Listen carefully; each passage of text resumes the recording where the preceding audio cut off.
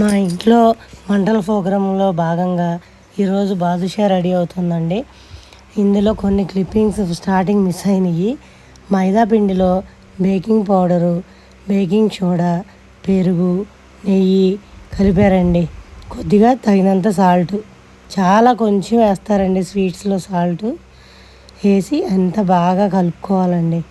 ఈ పిండిని చాలా స్మూత్గా ఎంతసేపు మెదిపితే అంత బాగా వస్తాయండి.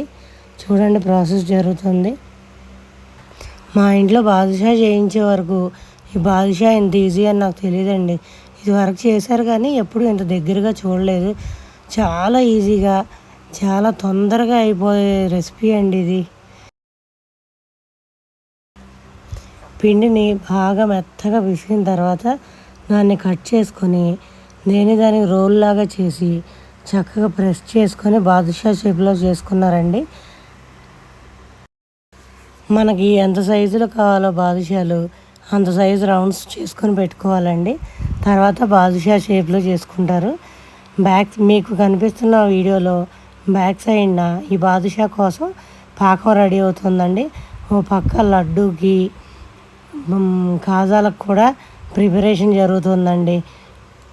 బూందీ ఆల్రెడీ రెడీ అయిపోయింది, నిన్న వీడియో వచ్చేసిందండి.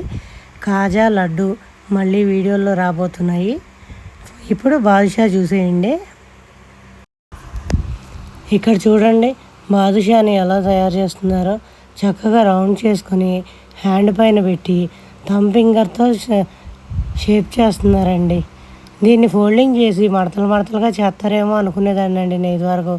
కానీ ఎంత ఈజీగా చేస్తారని బాదుషా ఇప్పుడే తెలిసింది నాకు.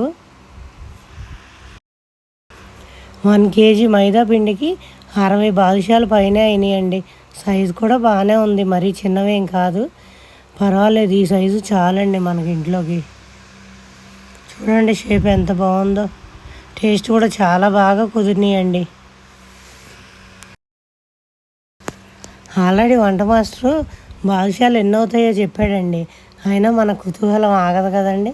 ఇక్కడ లెక్క పెట్టి మరి కరెక్ట్గా 60 పైన ఉన్నాయో లేదో లెక్క చూసుకుంటున్నాను అనమాట.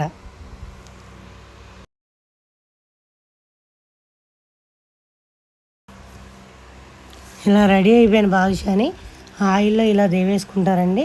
తర్వాత పాకం తయారు చేసుకొని పాకంలో డిప్ చేసి తీసి ఆరబెట్టుకోవాలి.